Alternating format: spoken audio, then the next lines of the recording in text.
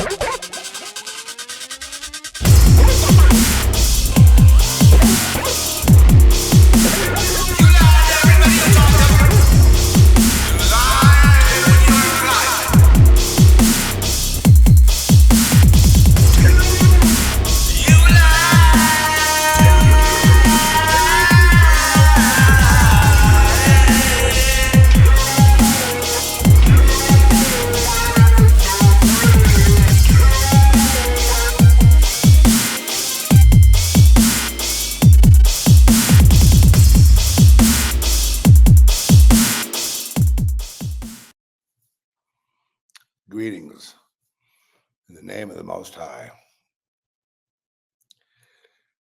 So we suddenly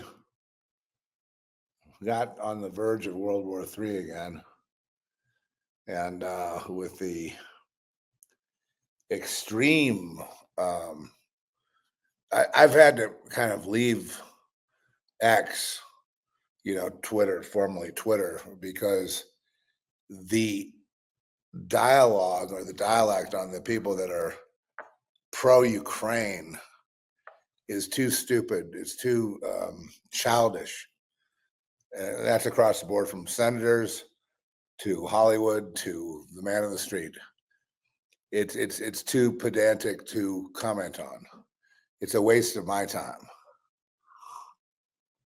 Even looking at what they have to say, things like Trump and Putin are going to take over the world, or things like Elon Musk is raiding your Social Security. Other memes and slogans are Trump is half the world is starving now because of Trump's cuts, which were non-compassionate and not based on anything. And every single thing that they say is a lie. Every single thing that comes out of their mouths is a lie. And the other one is, I want all MAGA supporters to die horrible deaths, to be stabbed with a dull blade.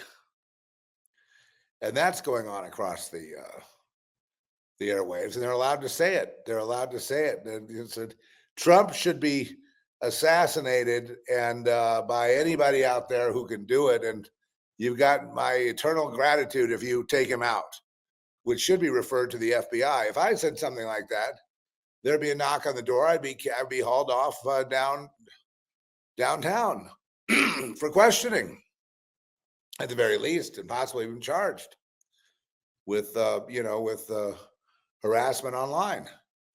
But they are allowed to do it all. And who is they? Well, they are not a political party. May I please make that point? They I'm talking about, they were there when I was 5 years old. They were the ones that abused me. They were the ones that were there telling me what the rules were. They were the ones who tried to break me in the mental hospital game. They're the ones who like to incarcerate people without charges for the rest of their lives. They actually enjoy themselves and get off on people suffering with no way out. They thrive on what they call payback, but they base their payback on lies of other people when they're giving out payback when it's not only not deserved, but it's based on lies. They believe all the lies told them. They don't believe the truth. And so now they've whipped that up into civil war level. So now we have Civil War conditions, and we have World War III conditions being ramped up on a daily basis. And I said, I think in one of the pods, I talked about, it's not time to bring out the champagne or whatever. It's time to be vigilant, because you see, this is the kind of thing that can happen. There are 90 lawsuits against Trump's EOs with respect to cutting off funding, firing employees, whatever, most of which seem to be within his realm. And all these are going to the Supreme Court. 90, blocking, everything that he had attempted to do, which was basically saving waste, cutting back on, employment that is meaningless, meaning is people that have no real job, but they get paid by the federal government. Fraud, waste, and abuse. And that's basically what Elon Musk is doing there as well. And that's all they've done, is they've cut off funding to USAID, they cut off funding to dead people, they've cut off funding to certain Social Security people that either don't exist or they're 150 years old. Federal employees that don't have anything to do. Federal funding, funding of pork, like things like, how to dress trans in Uganda or something. I mean, whatever the absurd thing, it doesn't really matter what it is. It's just the idea that it's not something that American taxpayers really want to pay for. And then, of course, we have the whole debacle with Ukraine, which has been a huge money laundering operation where the money gets laundered in Ukraine and comes back to, in part to politicians' pockets, enriching them. Then there was another test that scared them all to death, and this is why the lawsuits, by the way, where Trump was getting Musk to look into the enrichment of politicians. Like, how could a politician get $150,000 salary a year, 180, or to say $200,000 a year salary, but have a net worth of $50 million? And it's across the board. And it's, it's mainly them. Well, them is a bigger issue. Them is not Democrat. We've talked about this before. Them is the left. And them is written of in Proverbs 1. I thought we went over this. You're not dealing with a political party here. You're dealing with a whole world of people that are made a certain way. These are the worshipers of the golden calf. These are people that capture people just to throw them in prison. If they don't have charges, they make them up. These are people that are utterly corrupt to the core. And one of the reasons is because when you reject God, which they have as, most of the left-wing parties in the world, and also communism, Marxism, all that, socialism has rejected God. So that would mean that people like that would not feel guilty about throwing innocent people in jail and stealing their money and adding to their own wealth, and or taking money meant for a war and siphoning it into a pot and having everyone feed off that trough. That is what they're afraid, that the public will find out, that that's been going on decade after decade after decade after decade. So they've aligned themselves with their forked tongues against Trump. For example, they're blaming the fact that Zelensky tried to bait and switch the U.S. citizens and government and make a case for putting boots on the ground in Ukraine, not just security, but continue to Trump was there to sign a peace agreement, a ceasefire, and a mineral rights agreement. And then it got switched by Zelensky to be to be more commitment to the war. And so Trump threw him out of the office because, he went in there with the express purpose of turning the tables on Trump, for the express purpose of baiting and switching. In other words, just baiting with this ceasefire thing and then switching into this more war.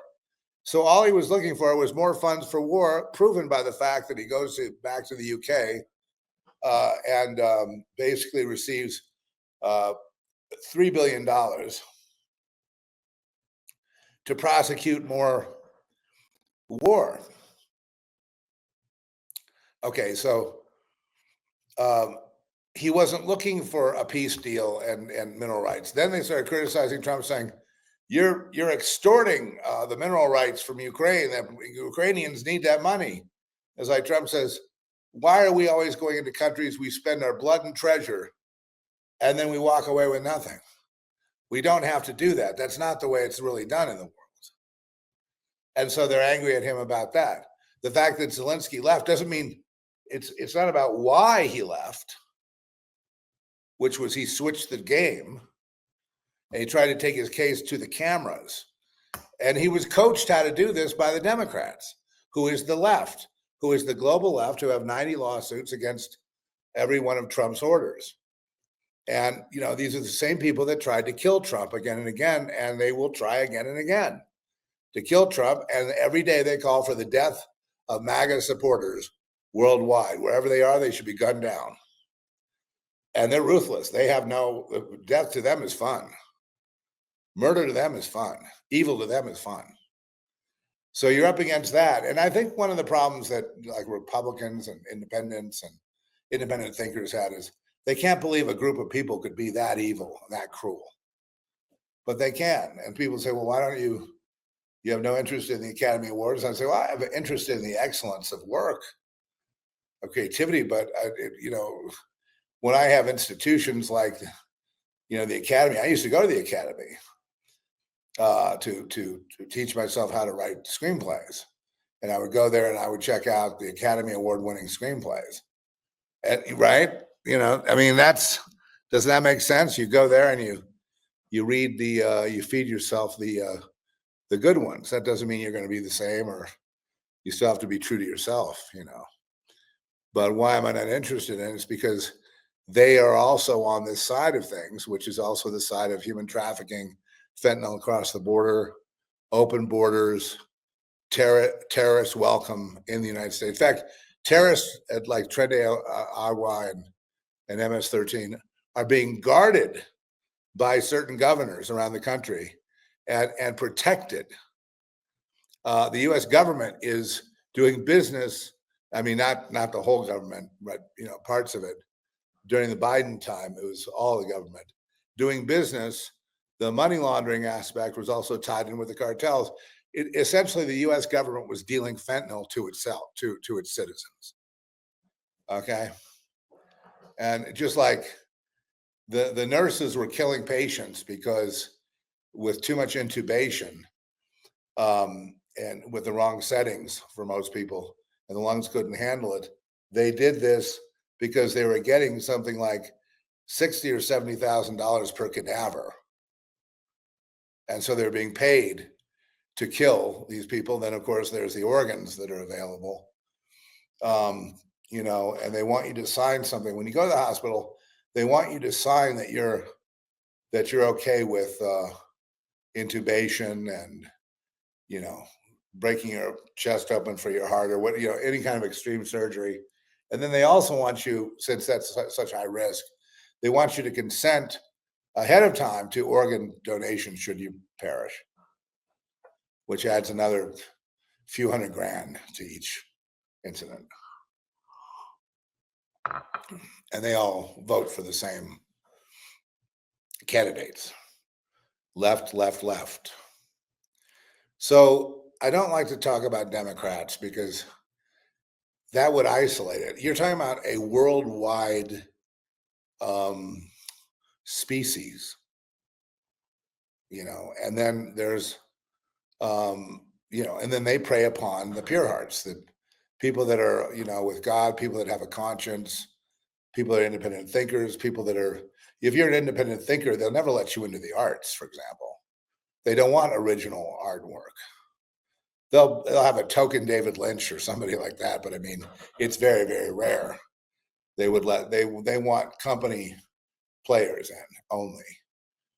And so that's one of the reasons why I kind of over the years really became uninterested.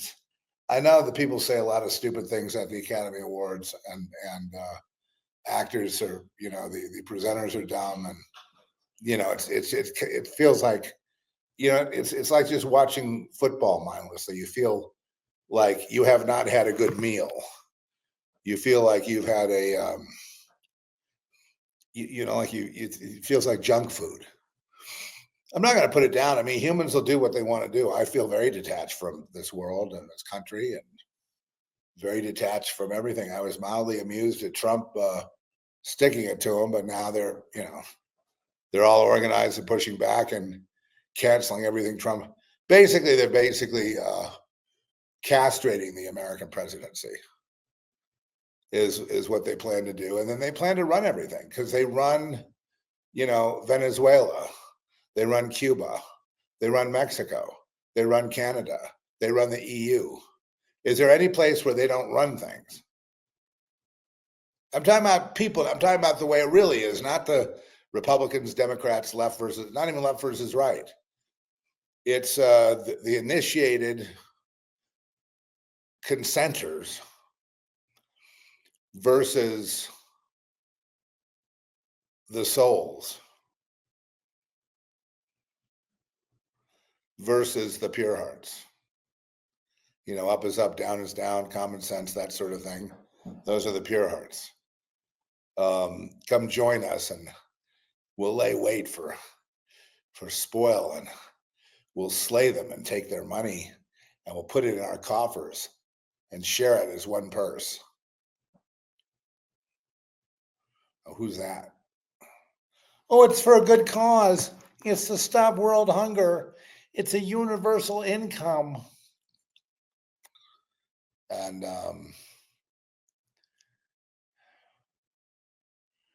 would the world agree to be enslaved? Well, if you kill enough people, probably the world would then cow and get on their knees and worship the beast. Some through fear, and some just through wantonness and awe. And that's really all that life is. There's nothing else going on. It's the struggle man has is the struggle between the two throughout his lifetime, as to whom he will serve. And that's really, as Bob Dylan said, you're going to serve somebody. It may be the devil or it may be the Lord, but you're going to serve somebody. That's very true. It's one or the other, and there's a struggle within people's lives. And a lot of people say they're with the Lord. It's hard. Their family's starving. It's like, I just want to quit for a little while to just, have a season of sin. They talk about this in the Bible. People that want a season of sin, that God blocks the door so you never find your way back. And or if you want to hear Zeph Daniel, his lyrics in a song, one sin never out, once out never in. In other words, if Jesus delivered you once out for real, the other side won't let you in. But once in, they're not going to let you go, right? Because you were, when they brought you in, they were like bounty hunters, right? They slapped you a slab of meat down on the table and said, okay, how much for this one? And then, and then you tell the victim, you do what I say, and you might live through the night. And then things will get better. You'll see. Just go along. Oh, okay. See, isn't that better now? Oh, it's getting better every day. Oh, the Beatles song was right.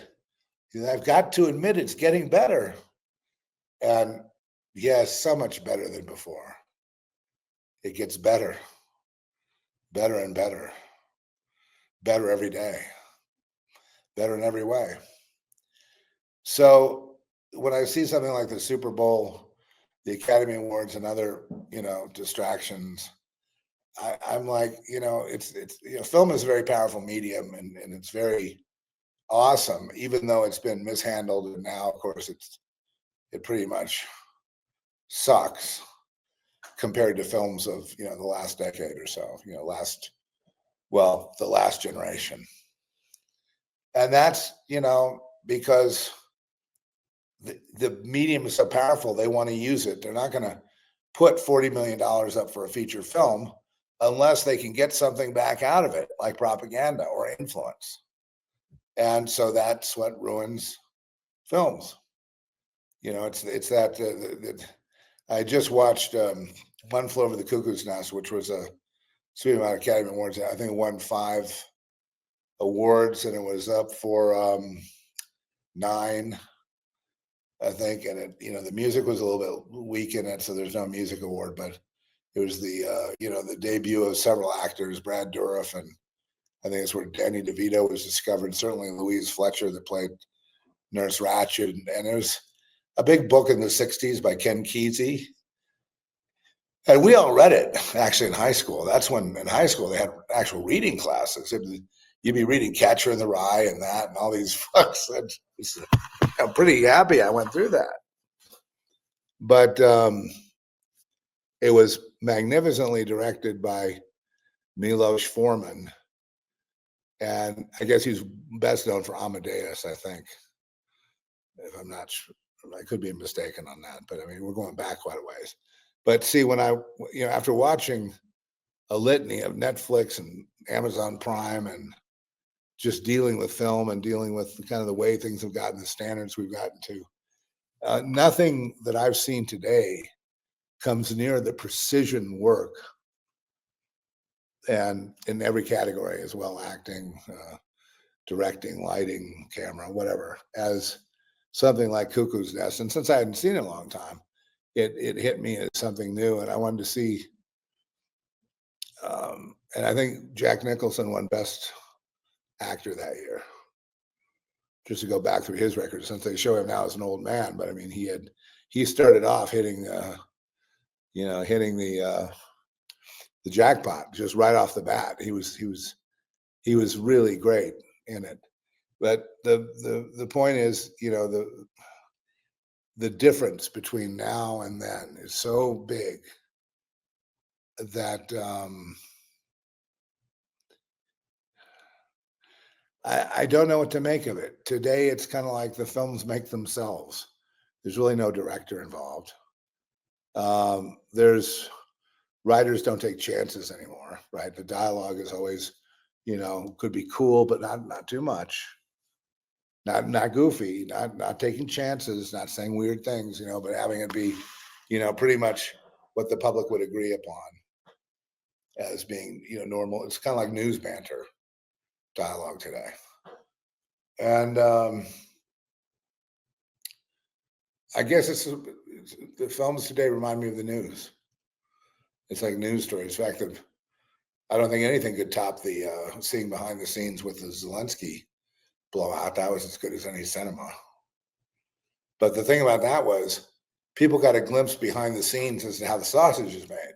And then Americans, the stupid little babies, Americans, they can't fucking grow up. They just won't do it. They just want to kill Trump supporters. They want to go nuclear, World War III. But a war against Putin would be, nuclear war. I don't care. It's Trump is sidling up with Putin now, and I'm ashamed to be an American. And when I run into people like that, first thing I don't want to do is talk about politics, because I don't want to be disappointed in my friend. I don't want them to realize that they've been reduced to slogans, that they've been reduced to sound bites, that the words they're saying are not their own, but a reflection of what the TV says.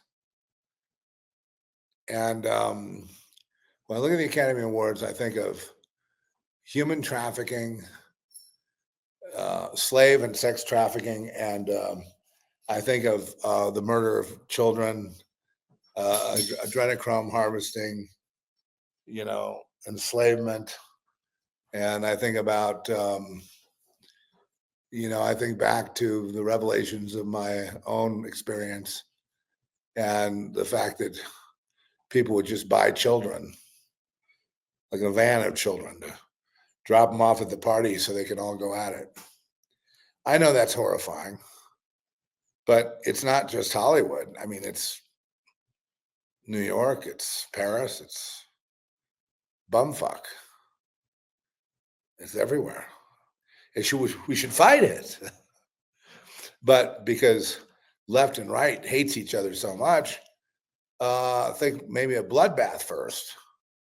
Then after there's enough carnage. I mean, it's weird when you tell people there's like 1 million people dead over there on Ukrainian soil, and the entire what was a magnificent architecture and history has been reduced to rubble, and you still want Ukraine to have another $3 billion to put boots on the ground and go attack Moscow? Do you really think? How long do you think you'd last against? They have more nukes than everyone else on Earth combined, and they make nukes every month. Every month, they've been very diligent about making more and more bombs. And the one thing I know is that if it did go nuclear, there would be nothing left of you, not your city. You could live in Scranton, Pennsylvania. You're just vapor. You're just a smoldering corpse. Nothing left of you. But this is what you wanted, isn't it? In Wilmington, Delaware, isn't this what you voted for? You get tough with Putin and take the war to him, take over Moscow. You're not taking over Moscow without nukes flying. And then and Trump said it in the meeting. You're getting very, very dangerous gambling with World War III. And what he means by World War III is nukes.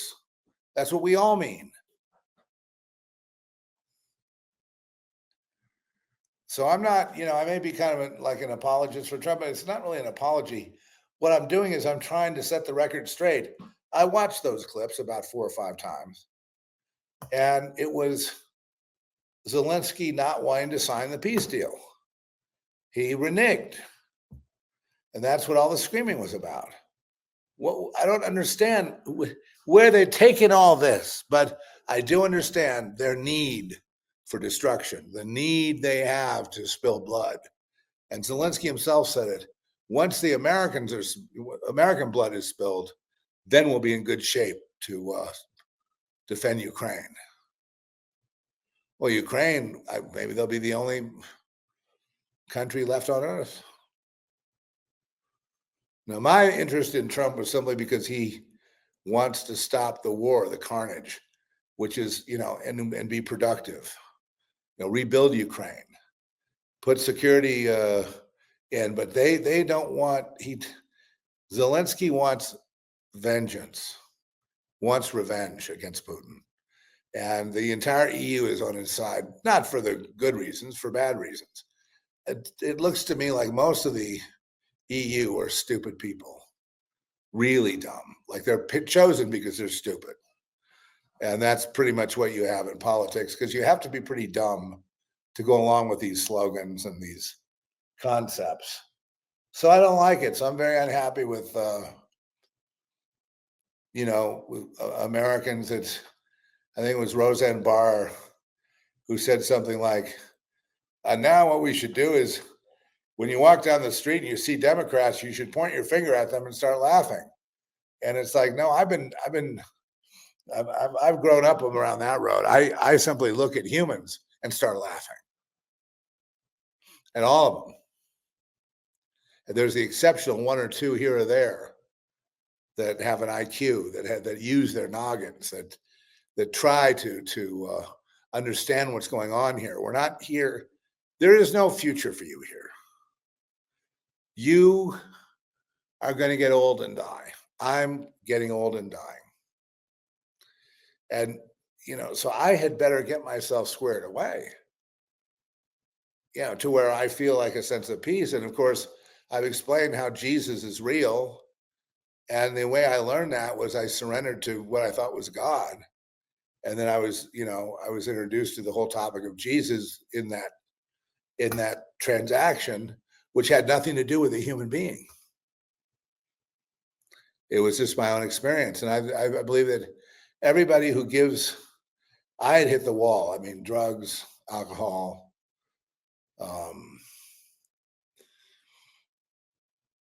recklessness in my life. My career had, basically, or what I had, what should have kept going. I'm glad it didn't, by the way. I have no regrets. But it went from career and a promising future, in screenwriting and directing, to gang stalking, targeting, and just supernatural shit, like I guess spell casting, and and these were A2 Brute everywhere you look. There's another one, and it's well, if I don't go against you, they'll get on me. Oh, so let me be the sacrificial lamb then. And that's what happens to people that are different.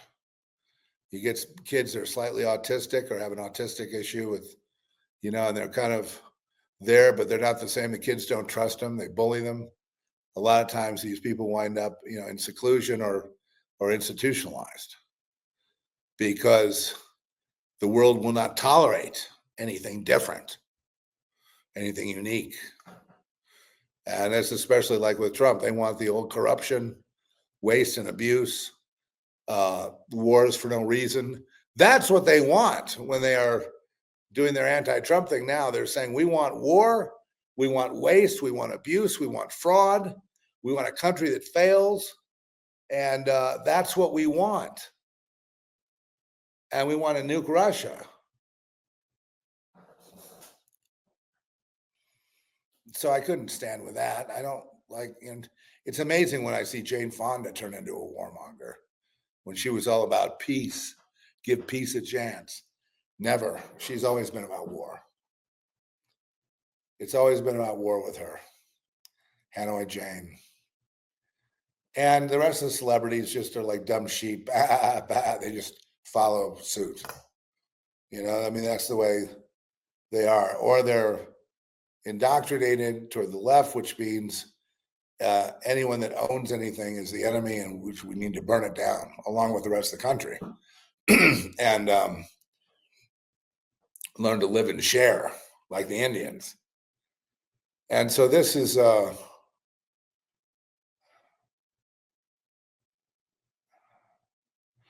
I mean, I can understand thinking like that when you're like 12. You know what I mean? You're trying to figure out why the world's so evil. But I can't understand it when someone should have some modicum of wisdom that if you attack someone that has, 10 times the nukes you have, you're all going to get dead in about 30 seconds. And there's nuclear warships going around and around the United States, Russian warships and so forth. And now we have this rebellion of these dumb children like Norway, obviously run by dumb fucking little kids. Little children run Norway. Norway is a obviously, it's as much a piece of shit as the United States, which is hard to believe. Anything could be, as bad as it's gotten here.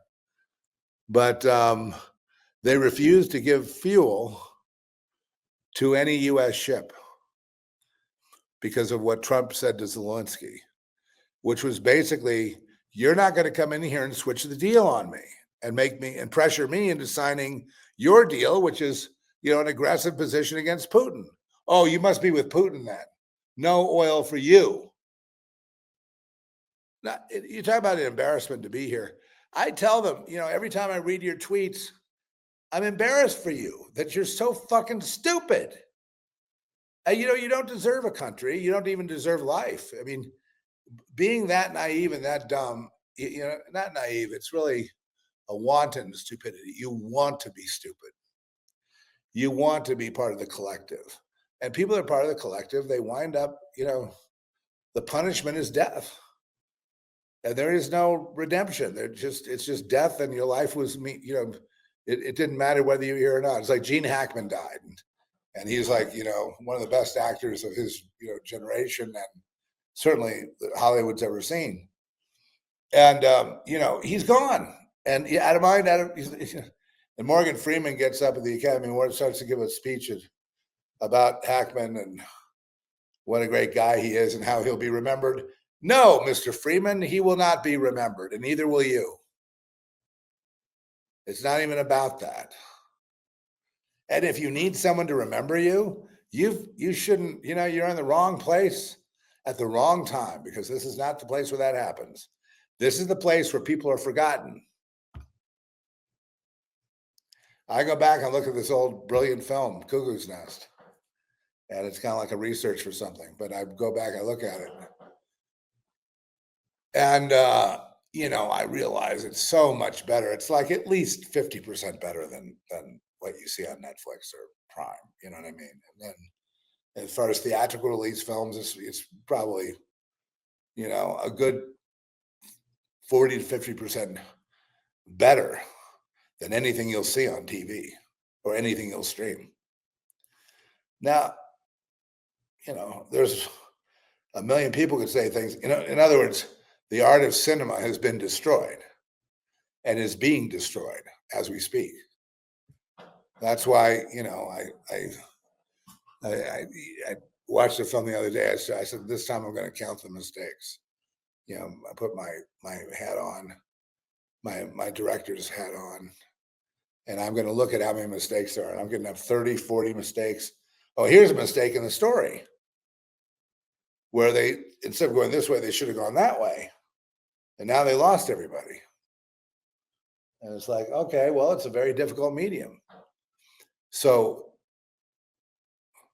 greatness at handling the medium, or more of an attention to detail, obviously more education on handling such a complex medium, would probably be a good thing. But in our culture, we don't do that.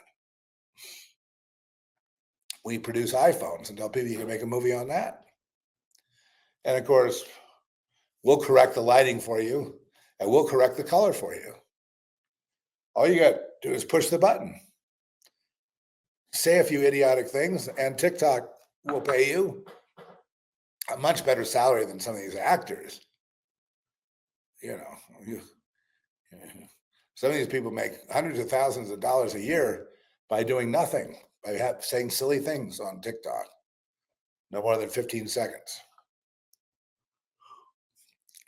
So I forge ahead alone, and I feel like there's already been an apocalypse. I feel like the whole world is dead. Put my creative hat on here. The whole world is dead. And it's just me. I've got these old tapes of these old films and TV shows and newsreels, and that's what I look at every night. I'm trying to grow crops outside, but the weather is harsh ever since the bombing of everything, and so I try to grow a few vegetables, and every once in a while I'll kill a rabbit. If you can, rarely do you find a deer around here. There are mountain lions, but you don't want to tangle with those. So I live off a subsistence of foraging. I walk into town across the new desert that's covering everything, and you have to dig down about a story or two to the old buildings, and sometimes you'll find a storage room or something that's got a box of tomato soup, and that's a real treat. And then I bring it back here, and I cue up a little bit of vinyl, and I put on.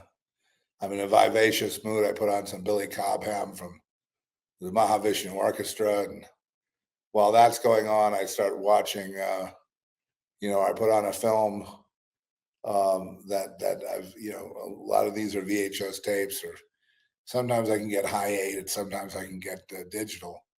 But I can play all of them on my device, and I've just spent the time educating myself: 1930s, 1940s, 1950s, 1960s, 1970s, 1980s, 1990s, 2000s, 2010, and 2020. And then around 2025 came the big turnoff, the big shutdown of everything.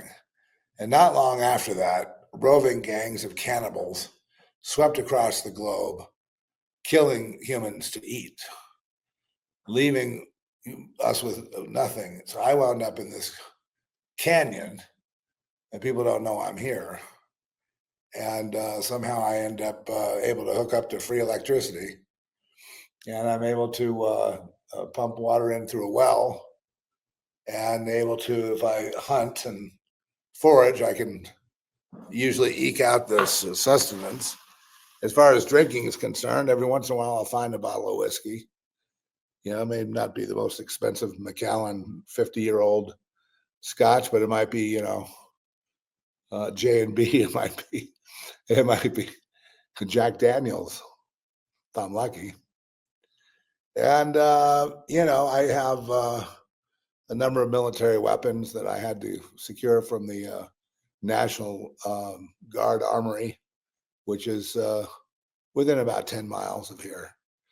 And so I was able to bring home some MP5 machine guns, and some longer range mortars, and God forbid it ever gets to that.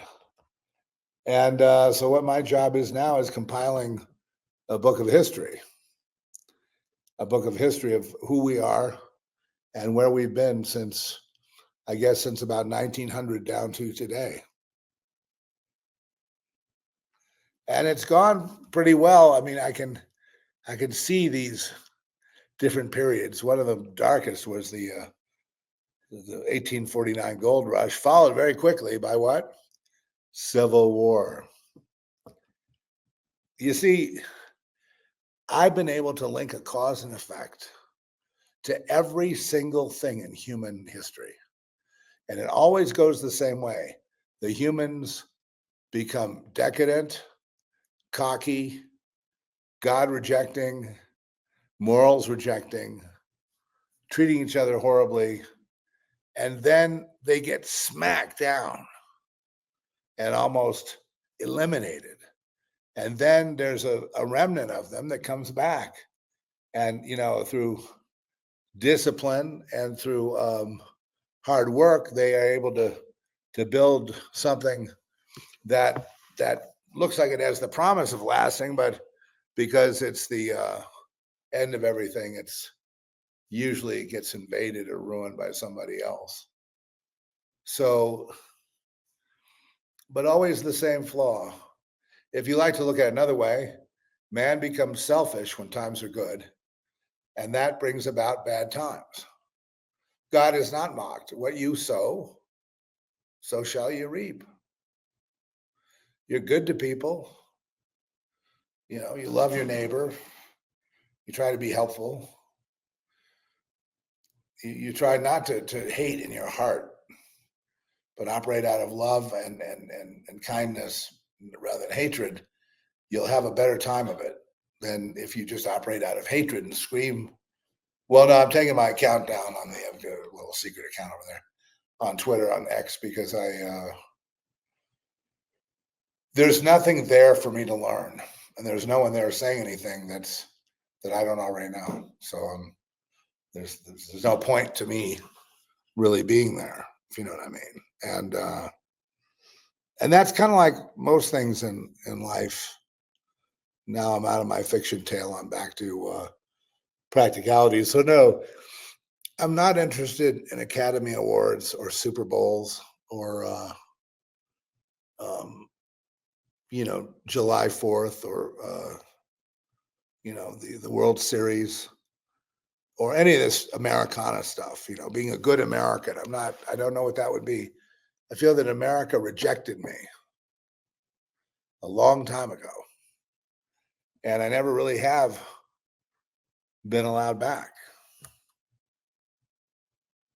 And that's the subject of my work today. So I have to work kind of in quietude and silence because I'm the only one that really understands what's going on. I'm the only one that really understands what happened to me, but that requires examination and a determination. And it requires writing down, well, what's the truth? What really happened? And what really happened is people,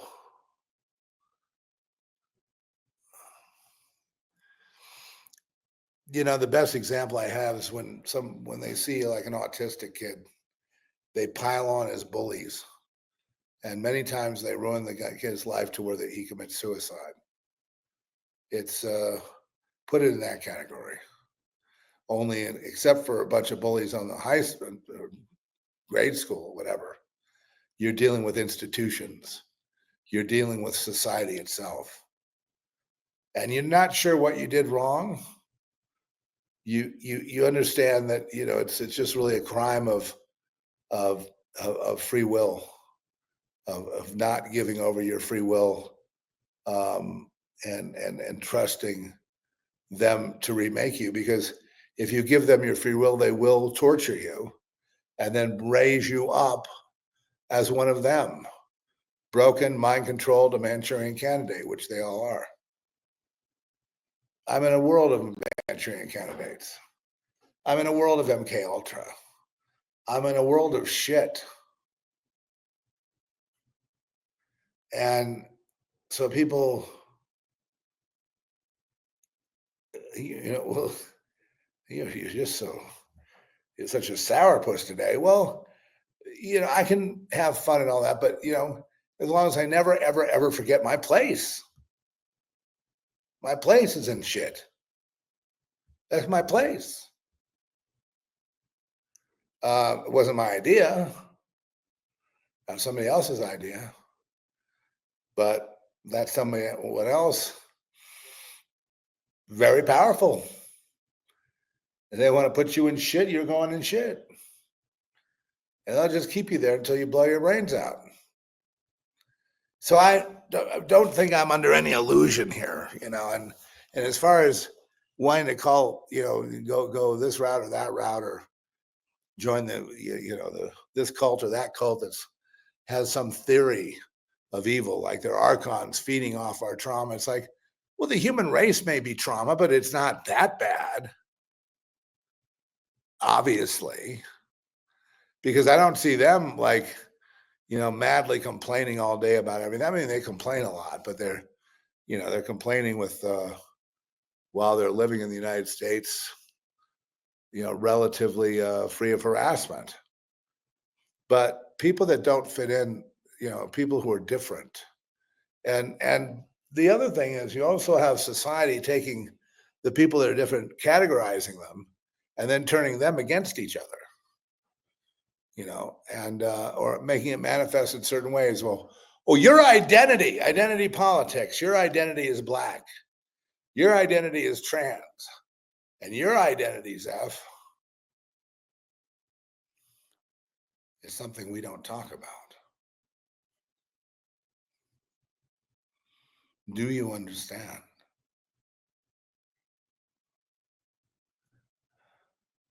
Why are you still here? You should have blown your fucking brains out all over the back of your car back in the 70s. What happened?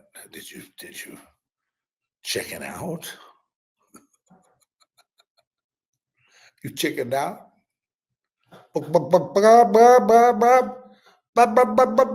Chicken out? All you had to do is just put the barrel in your mouth, and I got. Now, granted, your teeth will all be gone, but who says you're going to have an open casket for your mother to see, right? There's a line in a film I watching a lot now because film is also my teacher. Like I just was explaining, I use it as a teacher. So I'm immersing myself in it at this point and doing analysis. And one of the films I'm looking at is 1923, which I mentioned before. And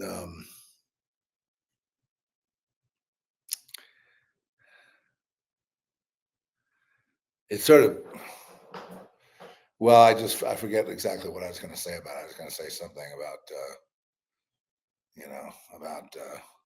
it tries to say a lot of things about life, a lot of universal things. And I would tell them, well, that may go for your average normal people. And most people are normal. Okay? Most people are normal. They've been, it may be artificial. I never said it wasn't. But they're normal. And we crave see something different. When I saw, like I said, Trump was one of those guys. I see him go to the White House and start, terrorizing these people, saying he's going to look into how come they became rich, with a salary of $150,000 a year and they're worth, 35 million. How did that happen? You know what I mean? And they're like, get the court order, get the judge, hundreds of lawsuits. And that's pretty funny, isn't it? They're all normal. And they wanted to help me. So you put the, and if you do that with I suppose you could do it with a 357, but maybe a 38. You blow the back of your head off and your brain's with it. Yeah, I don't think you feel any pain. I think it's over with in a second. you know, and they do this a lot to like the CIA when they got to assassinate people. They do that. They suicide people a lot just in that way. Usually it's the gun in the mouth. And, there's a guy that was going to commit suicide on that show. And so the other guy comes up trying to save him. He goes, well, you know, is your mother still alive? And does she love you? Well, yeah. Then what are you doing jumping off? What are you doing killing yourself then? What are you going to just throw all that away? So I would be saying, well, is your mother still alive? Yeah. Does she love you? No, she doesn't. Well, I guess you'll have to jump then. Shows you how that logic doesn't work. And in my case, it was really which personality are you dealing with? So I'm dealing with mental illness. Back in the day when, well, now many years ago that she was alive. And that just about killed me. But mother, it was explained to me by someone very brilliant. Mother represents earth, represents home. Mother represents belonging and a sense of, so when you hear Jesus say, the Son of Man has no place to lay his head, or you hear the term a stranger in a strange land, then you start to understand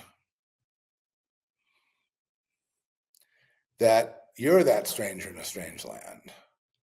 And the further you go toward truth, the more divorced you are from your fellow man, who, they are anathema to truth, the majority of people. They remain retarded because of the fact that they have rejected the truth in favor of the lie, which is what they had to do, they feel, to have a life here of employment and the American dream and all that. And it's like, Satan is not supposed to put a premium on the American dream. You willingly become a slave to Satan or the collective, same thing. And basically they dictate your steps until you're too old to figure it out anymore. And then they drop you in the drink. But that's okay for Americans because they want to be dropped in the drink. And I think this whole nuclear thing is coming up because people are so tired of living. I think they're filled with ennui. That's sadness of life. It's a sadness of existence, it could be translated to. I love that word, ennui. Ennui, it's a world weariness. Gee, I wish they would nuke us. I wish Putin would, maybe they'll overstep and we'll be nuked and that'll be the end of us. Oh, that sounds good. Not having to be here. You know what I mean? And so there's that, gosh, please don't get my hopes up by predicting we're going to be nuked tomorrow. Please don't get my hopes up. I mean, that would be a tremendous thing. I mean, I could maybe get some sleep instead of worrying about how they're going to stalk me. Well, the stalkers,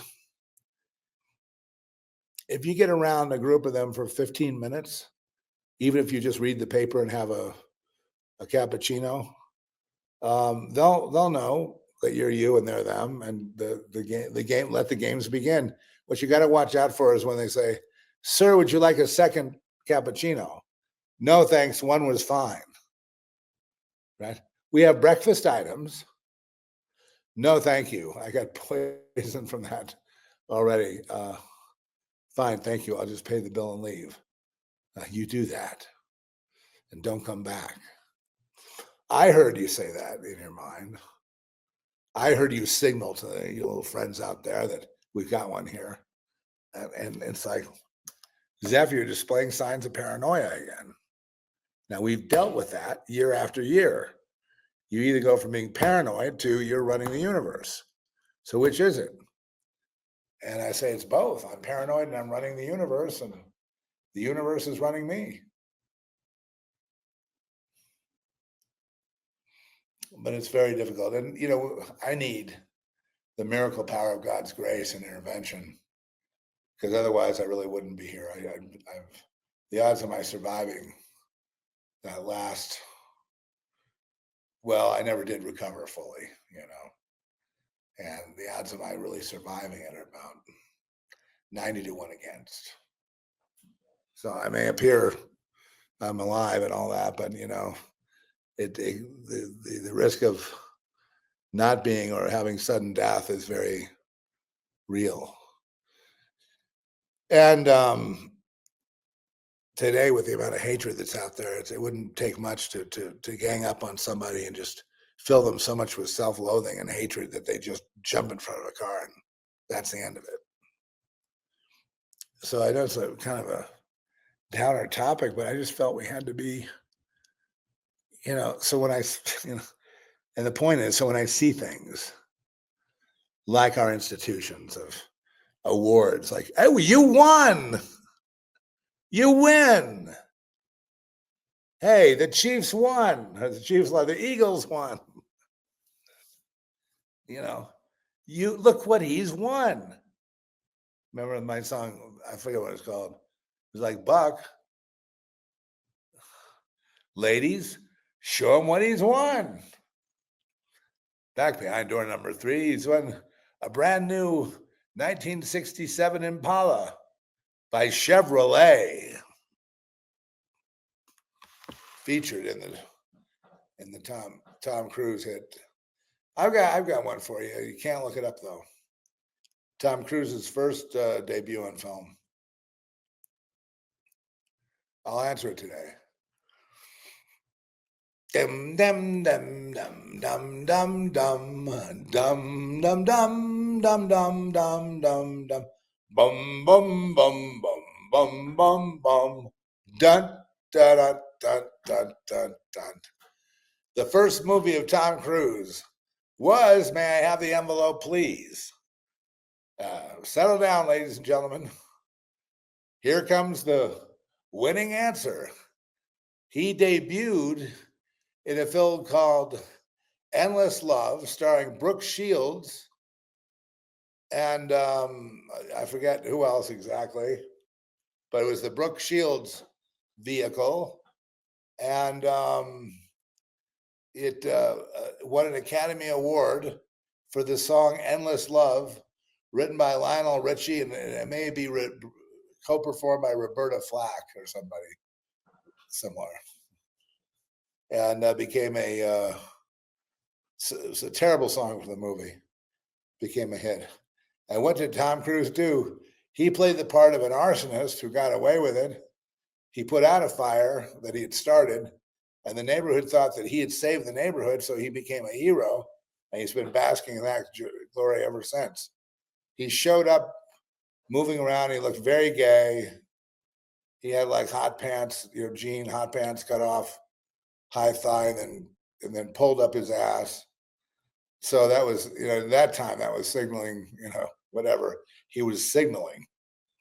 And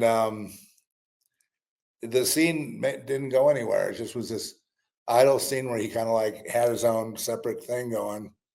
And he told the guy about the lighting the newspapers on fire.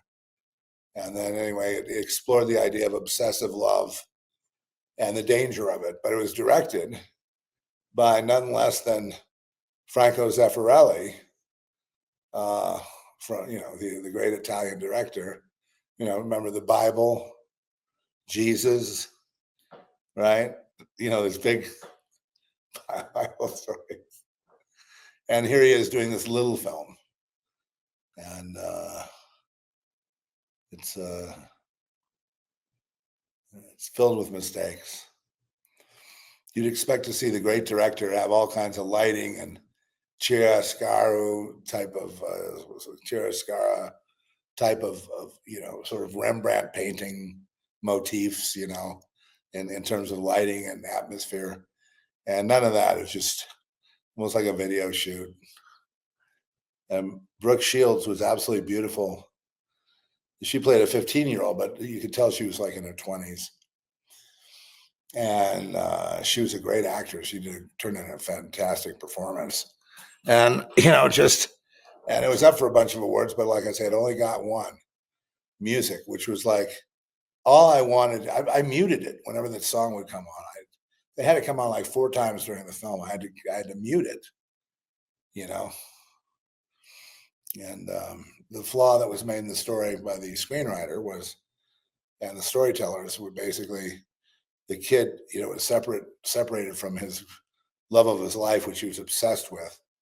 And so he heard about that trick with Tom Cruise, character did with the newspapers. So he saw newspapers on the porch of her house and they'd all locked up and gone to bed. So he snuck over there and lit the newspapers on fire, thinking he would then put them out and then tell them, he saved the house.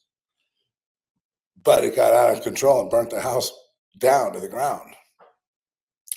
He got blamed for it and thrown, and given a 20-year jail term, and then he was given leniency and sent to a mental hospital. And one of the characters said something like it was a country club. No, I went to a country club mental hospital, and this was more like a state hospital. The state hospital is like got all the beds in one big room and people being administered to, but in private hospitals, there's like 2 to a room. That's one way you can tell. But anyway, then he has to see the girl, so he goes back after that and sees the mother and said, "I really missed you. I wanted to visit." And the mother not only accepted him but tried to seduce him. I'm like, you burn these people's house down, and then you go visit, and they're not calling the police. They're not throwing your ass out. That there's no way. I don't know anyone on earth that would be like that. So to me, that was then, because there is no situation where that would ever be, I got the check mark of mistake. That was an error. They could have done it another way, where it was maybe ambiguous that he did it. But they didn't. They made sure that everyone knew. And how creepy it was when he finally gets to get back together with his girlfriend, who he's obsessed with. And having burnt the house down, is now sleeping with her again. And it's disgusting. And so you want to get up and walk out. And then they play Endless Love, this beautiful love song. Well, I think maybe the director had a sense of humor and was doing a satire, because there's no way you wouldn't laugh your ass off at that. About perfect love, first love, and then you have the guy burning the house down. I mean, right, so it falls into the implausibility section. That's where the audience rolls their eyes, and when it's over, they go out and get pizza and say, "What did I just see?" And I forget it. The game's coming up tomorrow. We got to focus on the big game. Junior's going to be in the big game tomorrow. Oh, really? Oh, that sounds good. Let's focus on that. Anyway, I'll just instruct you all that if you're praying, to pray against the war, the escalation the Europeans want to do. They've given Ukraine all this money to carry it on, but they don't have the money to keep it going, year after year. No, I've got some. I only have these glasses on because of my eye. When it's healed, I'll go back to other glasses. Anyway, so that's basically my analysis of today. Is we're kind of at a stalemate, and it's I know that the left is just wanting their corruption. They want their thefts. They want to steal from the taxpayer. They want forever war. They want people to go to jail that don't deserve it or don't have to be adjudicated. I mean, they are rabid dogs. And it's not a political party. It's worldwide, these people. And they're not going away. They're going to be here until every last blade of grass is destroyed, until they are destroyed, which there'll come a day where that does happen. And so will all humanity be destroyed. But we don't know when that is.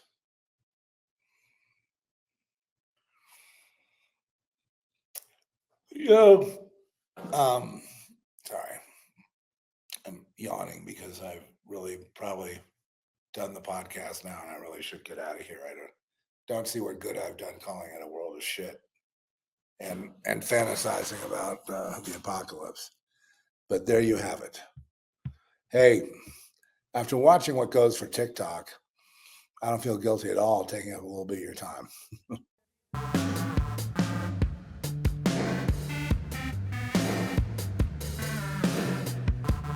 Good to be here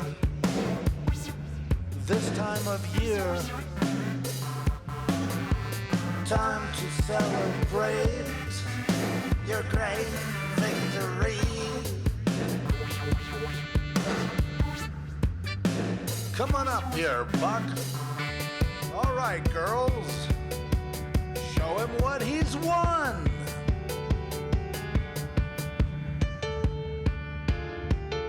This is your life, Buck. Look at all the people here to cheer you on. Oh, don't mind that. That's the vat of blood.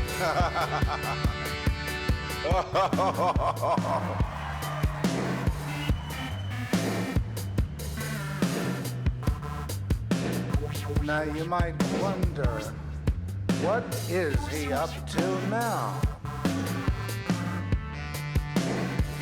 Get that spotlight on Buck. Hey, Buck, come on up here and get your reward. Girls, show him what he's won. All eyes on you. All eyes on you. All eyes on you. All lies on you. All lies on you. All eyes on you. All eyes on you. Huh. Good to be here this time of year. I know you think you know where you're going, but don't you understand? We're always there. Ahead of you, Buck. Buck? Now, I didn't want this to happen. You're not supposed to be afraid. You're a big, strong man. Remember that. Girls, show him what he's won.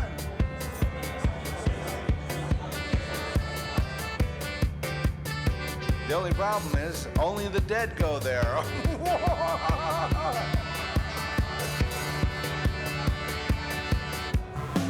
We'll be there, waiting.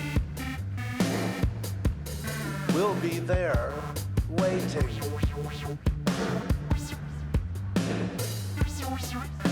We'll be there, waiting. We'll be there, waiting. We'll be there waiting. We'll be there waiting. We'll be there waiting. We'll be there.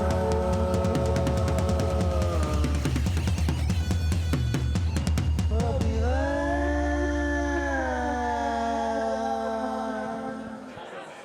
waiting.